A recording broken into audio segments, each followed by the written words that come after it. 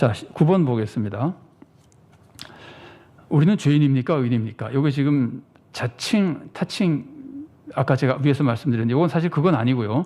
실질적인 겁니다. 실질적으로 나는 죄인이냐 의인이냐 그러면은 우리는 실제로는 죄인이죠. 그죠? 지금까지 죄를 많이 지었고 지금도 우리 속에서는 계속 악한 생각이 있고 틀림없이 앞으로도 죄를 지을 것이고, 그러니까 이 점에서 우리는 실제적으로 죄인입니다. 그럼에도 불구하고 하나님이 우리를 예수님의 십자가를 통해서 용서해 주시고 하나님이 나를 의인이라고 인정해 주셨기 때문에, 나는 죄를 짓는데 하나님이 너 의인이야 라고 인정해 줬기 때문에 우리는 의인입니다. 그러니까 굉장히 특별한 모습이죠. 실제로 나는 죄인입니다. 죄 짓는 사람입니다. 그런데 하나님이 죄를 용서해 주시고 의인으로 인정해 주셔서 나는 의인입니다. 이런 긴장관계 속에 우리가 지금 살아가고 있는 거거든요. 우리가 이것을 올바르게 이해하지 못하면은 하나님이 나를 의롭다고 인정해 줬기 때문에 내가 의인이 됐으니까 나는 죄를 안 짓는 사람처럼 생각해 버리면은 이 사람 신앙생활은 엉망이 되어버리는 거예요. 하나님은 인정해 주지만 나는 자꾸 죄를 짓는다는 것을 동시에 알고 있어야 우리가 교만해지지 않고 항상 주님을 의지하며 살아갈 수 있고, 거꾸로 나는 죄를 짓는다, 하나님이 의인으로 인정해 줬지만 나는 계속 죄를 짓는다는 죄 짓는 거에 너무 많이 집중하고 있으면 소망이 없어져 버리는 거예요. 영적인 힘을 얻지 못하는 거예요. 그러니까 이 두 가지를 그걸 뭐랄까 균형이라고 표현하기도 좀 그렇고, 이 두 가지가 동시에 우리들에게 자리 잡고 있어야 올바른 성도로 살아갈 수 있는 겁니다. 자, 그리고 이제 하나님의 용서에 대해서 우리가 잊지 말고 있어야 될 것은, 하나님이 죄를 용서해 주시고 의인으로 인정했지만 그것은 한 번 하나님이 선포한 것으로 영원히 의인이 되는 것이 아닙니다. 한 번 선포했기 때문에 난 영원한 의인이다, 그게 아니고 계속해서 하나님의 은혜 안에 있어야만 계속해서 의인으로 유지되고 있는 겁니다. 유지되는 겁니다. 그래서 우리가 의인인 것은 항상 예수님을 의지하고 있는 상태, 달리 말하면 항상 믿음 안에 있는 상태에 있어야 우리는 계속해서 의인으로 인정받는 사람이 되고 구원에 이르는 겁니다. 그러니까 일순간도 믿음에서 떨어져 나가면은 그 순간 나는 모든 죄가 나를 정죄하는 죄인이 되어버리는 겁니다. 그러니까 주님의 은혜에 의지하고 있을 때, 믿음을 가지고 있을 때만 구원을 얻는 겁니다. 그래서 일순간도 주님을 떠나면 안 되고, 물론 죽을 때 떠나면 더 안 되고, 항상 주님을 의지하고 있는 상태로 있는 것, 그게 믿음 안에 있는, 아니면 예수님을 믿고 있는 성도라고 볼 수 있습니다. 자, 오늘 본문을 중심으로 토의 문제를 잠깐 살펴보면요, 1번입니다. 우리 교회에 어떤 사람이 많이 나오면 좋겠습니까? 그러니까 실제로 내가 생각하는 좋은 사람들이 있겠죠, 그죠? 내가 원하는 사람, 이런 사람이 많이 나오면 좋겠다. 그럼 실제로 그런 사람이 나올 경우에 교회의 장점은 무엇이고 단점은 무엇일까 한번 생각해 보시라는 뜻인데, 우리가 흔히 생각하는 것은 헌신적인 사람, 혹은 불신자, 혹은 부자, 혹은 가난한 자, 재능이 많은 자, 혹은 별다른 재능이 없는 자, 뭐 이렇게 다양한 여러 사람들 중에서 나는 어떤 사람이 많이 나오기를 원할까 하는 걸 생각해 보고, 실제로 그런 사람이 많이 모이면은 어떤 장점이 있을까, 혹은 어떤 단점이 있을까 하는 걸 한번 생각해 보십시오. 우리가 흔히 말하는 믿음 좋고 헌신적인 사람만 많이 나오면은 교회는 굉장히 좋은 분위기의 교회가 될 것 같은데 어떤 단점이 있을까요? 이렇게 생각하면 비슷합니다.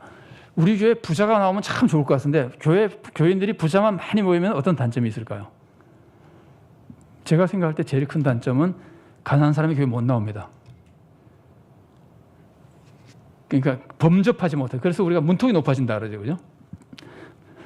너무 신앙이 좋은 사람들만 많이 모이면은 오히려 교회가 사람들이 들어오지 못하는 문턱이 높은 교회가 될 위험성도 있습니다. 한번 여러 가지 생각해 볼 수 있을 텐데 여러분이 한번 속으로 한번 진지하게 생각해 보셔도 좋을 것 같고요. 그리고 우리가 어떤 사람이 오면 좋겠다는 생각을 가지고 있기 때문에 생기는 부작용일 수도 있다는 것으로 그 마지막 문장입니다. 교회에 차별이 있는지 생각해 보십시오. 교회에 차별이 있는가? 요거는 오해하시면 안 됩니다. 직분이라고 하는 것은, 직분은 그 훈련된 사람만 직분을 주는 것이기 때문에 직분을 훈련된 정도에 따라서 직분을 주는 것은 차별이라 그러면 안 됩니다. 그렇죠, 그죠? 이거는 그 사람에게 맞는 직분을 주는 것이기 때문에. 근데 그런 차별이 아니라 인격적으로 관심이나 사랑 이런 거에서 차별이 있으면 차별이 되는 겁니다. 자, 2번입니다. 나는 어떤 사람을 싫어합니까? 이건 교회와 관계없이, 교회와 전혀 관계없이 교회나 사회나 가정이나 다 마찬가지로 어떤 사람을 나는 싫어하는가 생각해 보시고, 예수님은 그런 사람을 어떻게 할까? 내가 이제 싫어하는 사람이 머리에 있잖아요. 난 이런 사람 싫은데, 그러면은 예수님이라면 그런 사람을 어떻게 대하실까? 한번 생각해 보시라는 거예요. 아까 우리가 예수님이 죄인을 찾아가는 모습 분이라는 거 생각할 때 그렇게 한번 생각해 보시고, 내가 싫어하는 그런 사람을 위해서 내가 할 수 있는 일은 무엇인가 하는 걸 한번 생각해 보십시오.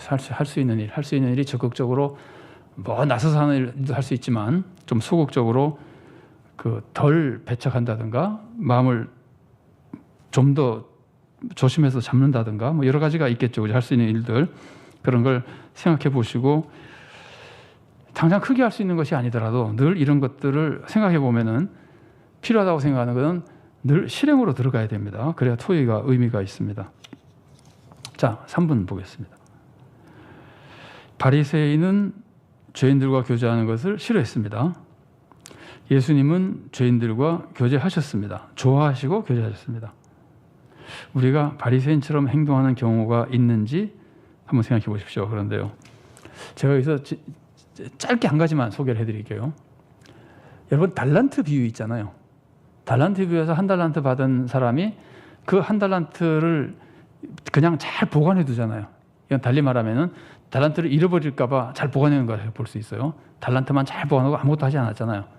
근데 이 달란트 비유를 해석한 분 중에 이 모습을 예수님은 이 한 달란트 받은 사람으로 이런 사람을 경고한 것이다 라고 해석한 분이 있어요. 굉장히 유명한 해석입니다. 영향을 많이 미친 해석인데, 그때 그 한 달란트 받은 사람, 예수님이 한 달란트 받은 사람을 가지고 비유해서 훈계하고 경고한 사람이 누구냐면은 이런 종교 지도자들이라는 거예요. 그럼 종교 지도자들이 무엇을 안 하려고 그랬느냐 하면은, 내가 지금 지키고 있는 거룩, 나는 금식하고 뭐 예배 잘 안 빠지고 내가 지키고 있는 모든 경건, 그래서 나는 죄인을 만나고 싶지 않잖아요. 왜냐하면 죄인을 만나면 나도 죄인이 되니까. 그래서 내가 요거를 다 지키려고 그러다 보니까 죄인을 만나서 죄인을 변화시키거나 죄인을 구원하거나 이방인, 사마리아인 이런 사람들을 구원하는 데는 전혀 관심이 없는 거예요. 왜냐하면 내 걸 지켜야 되니까.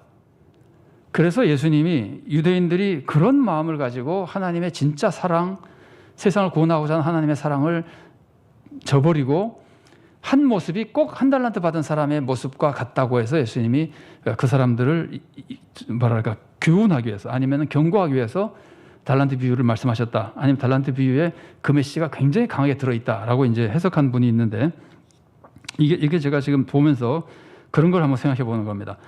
바리새인은 죄인들과 교제하는 걸 싫어했다. 그러면은 항상 자기들끼리 거룩하게 살면서 사는 거예요. 그냥 죄인을 안 만나면 자기들끼리 거룩하게 살지만 그 대신에 세상을 구원하지는 못하잖아요. 이게 바리새인의 모습이고, 예수님은 정반대로 죄인들을 구원하기 위해서 교제하고 찾아다니신 분입니다.